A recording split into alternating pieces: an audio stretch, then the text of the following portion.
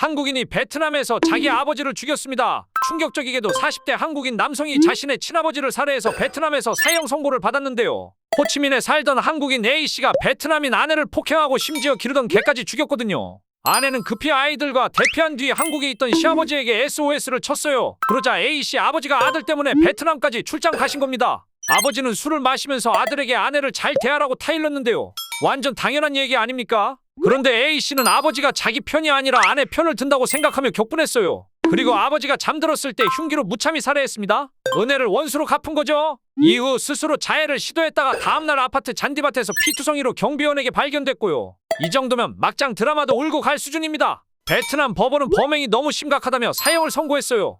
A씨가 자녀 때문에 선처를 호소했지만 소용없었습니다. 베트남은 이런 강력범죄에 대해서는 정말 가차가 없거든요. 애초에 가정폭력부터 하지 말았어야 했는데 이제 와서 후회해도 늦었죠. 러시아가 북한군한테 뭘 줬는지 알아냈습니다. 러시아가 작년에 유엔 북한 감시팀을 해체시켜버렸는데 한국, 미국, 일본 등 11개국이 새로 감시팀을 만들었어요. 이름이 MSMT입니다. 이 팀이 7개월 만에 첫 보고서를 냈는데 내용이 완전 충격이었습니다. 북한이 러시아에 군인 보내고 대신 뭘 받았는지 다 들통났거든요. 가장 큰 건 판치르 방공 시스템입니다. 하늘에서 날아오는 드론이나 미사일 요격하는 무기인데 러시아가 최소 한 대는 북한에 넘겼어요. 북한 신형 구축함에도 이 기술이 들어갔을 가능성이 높습니다. 전자전체계 전파교란 장치, 단거리 방공 시스템까지 다 줬어요. 심지어 우크라이나에서 실제로 쓴 북한 미사일 데이터까지 넘겨서 성능 개선도 도와줬습니다. 북한도 만만치 않게 줬어요. 포탄 900만 발, 대포 200대 이상, 컨테이너 2만 개 보냈고 노동자는 작년에 8,000명, 올해도 수천 명 더 보냈습니다. 이게 다 유엔제재 위반인데 러시아가 감시기구 없앤 사이에 벌어진 일이에요. 북한 방공 능력이 업그레이드 됐다는 뜻인데 우리나라 입장에서는 신경 쓰일 수밖에 없죠. 하지만 이런 거래들은 앞으로도 계속 추적될 겁니다. 야구 방망이로 선생님 갈비뼈를 부러뜨린 중학생이 나타났습니다. 수원의 한 중학교에서 정말 충격적인 일이 벌어졌거든요. 평범한 오전 수업 시간이었는데 갑자기 한 중학생이 알루미늄 야구 방망이를 들고 나타난 거예요. 그리고 자신을 가르치던 50대 교사에게 방망이를 5번이나 휘둘렀습니다. 결과는 어땠을까요? 선생님의 갈비뼈가 부러졌어요. 지금도 병원에 입원해서 치료받고 계시다고 합니다. 더 충격적인 건 이 학생과 선생님 사이에 별다른 갈등이 없었다는 거예요. 그냥 교육 방식이 마음에 안 든다며 갑자기 범행을 저지른 거라고 하거든요. 같은 반 학생들이 다 지켜보는 가운데 말이에요. 요즘 교권 침해가 정말 심각한 수준까지 왔네요. 지난 4월에도 서울에서 학생이 휴대폰으로 교사를 때리는 사건이 있었는데 이제는 야구 방망이까지 등장했습니다. 선생님들이 학교에서 안전하게 가르칠 수 있는 환경이 사라지고 있는 거 아닌가 싶어요. 다행히 이 학생은 제대로 된 처벌을 받을 수 있을 것 같고요. 이런 일이 더 이상 벌어지지 않도록 근본적인 대책이 시급한 상황입니다.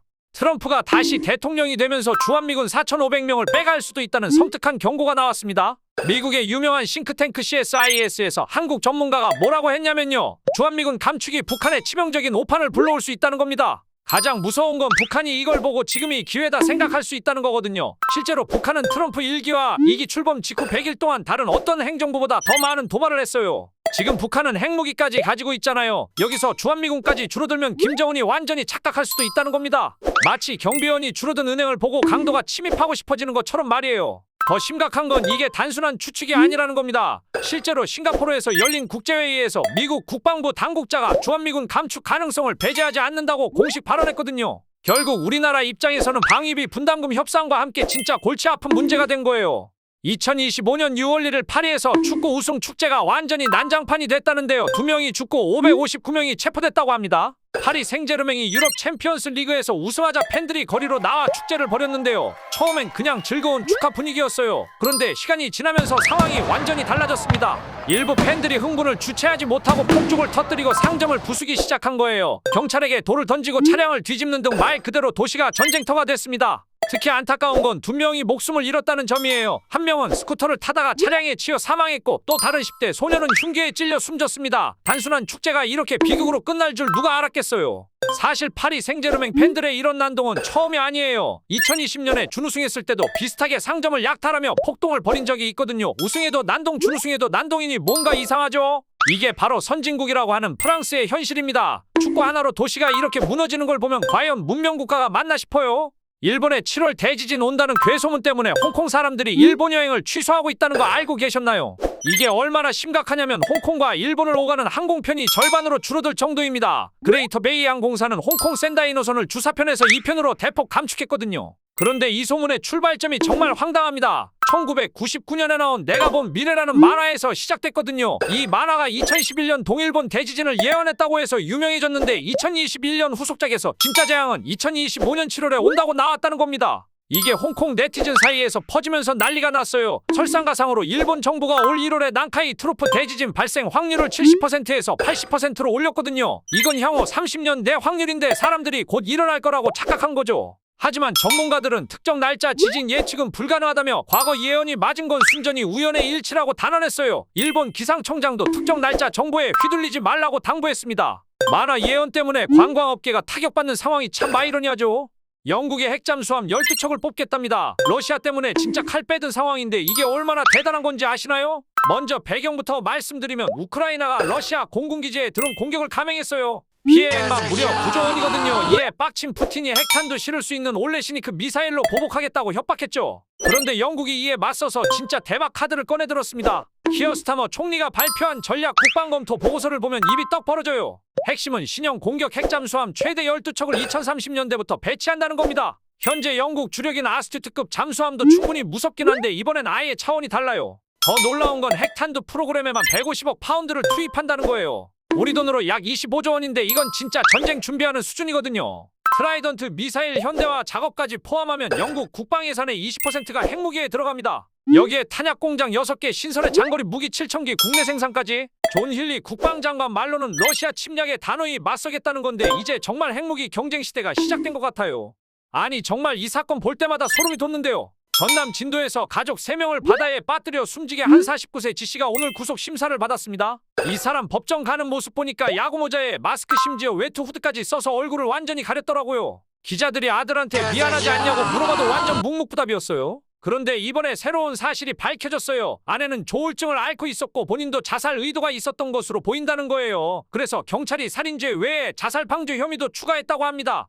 수면제도 아내가 처방받은 걸 사용했다고 하고요. 이 사람이 1억 6천만 원 빚 때문에 이런 극단적 선택을 했다는 건데 가장 충격적인 건 가족을 자기 소유물인 것처럼 생각했다는 거예요. 내가 힘들면 가족도 같이 죽어야 한다는 식의 사고방식 말이죠. 그런데 막상 본인은 무서워서 혼자 탈출했다니 정말 말이 안 되죠. 더 황당한 건 범행 후에 야산에서 하룻밤 자고 형한테 전화해서 데리러 오라고 했다는 거예요. 그리고 건설 현장 동료 차 얻어 타고 광주까지 도주했는데 이 동료도 범인 도피 혐의로 입건 검토 중이라고 하네요.